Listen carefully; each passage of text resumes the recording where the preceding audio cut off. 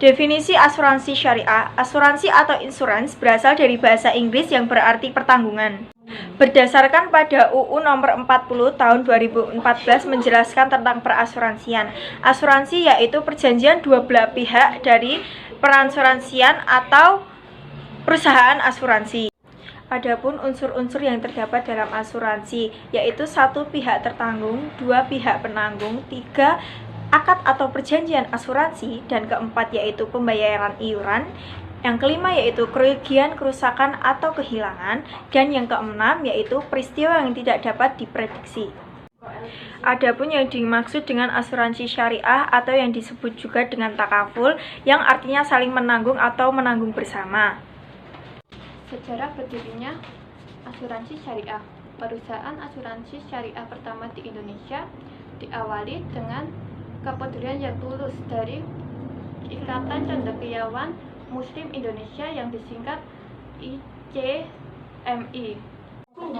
ICMI bekerjasama dengan PT Asuransi Tubuh Mandiri, Bank Muamalat, Departemen Keuangan RI, dan beberapa pengusaha Muslim Indonesia dengan bantuan teknik dari Syarikat Takaful Malaysia. Kemudian melalui pembentukan Asuransi Takaful Indonesia didirikan PT Syarikat Takaful Indonesia pada tanggal 24 Februari 1994 oleh Menristek atau Kepala BPPT B.J. Habibie sebagai perusahaan perintis asuransi syariah pertama di Indonesia. Dasar hukum asuransi syariah. Hukum asuransi syariah menurut para fuqaha, ada pendapat yang disampaikan oleh para ulama fikih bahwa asuransi dibedakan menjadi dua, yaitu asuransi tijari atau asuransi yang bersifat komersil, maka hukumnya adalah haram. Alasannya, pada asuransi tijari ini terdapat para riba atau qorar. Asuransi ta'awuni atau tabaru merupakan asuransi sosial dan landasannya adalah tolong-menolong. Sehingga para ulama bersepakat hukum asuransi ini adalah mubah atau boleh. Hukum asuransi syariah di Indonesia. Menurut fatwa MUI nomor 21 mempertegas kehalalan asuransi syariah yang diantaranya menggunakan tentang prinsip umum denakat asuransi syariah. Rukun dan syarat larangan asuransi syariah. Rukun asuransi terdiri dari 4 hal, yaitu 1. Ghair atau orang yang menjamin, 2. Makfulah atau orang yang berpiutang, 3. Makfulah anhu atau orang yang berhutang, dan yang terakhir adalah makful bih atau utang. Bebas berkehendak, tidak sah transaksi atau sesuatu yang tidak diketahui, tidak sah transaksi jika mengandung hukum riba, dan tidak sah transaksi apabila mengandung hukum perjudian.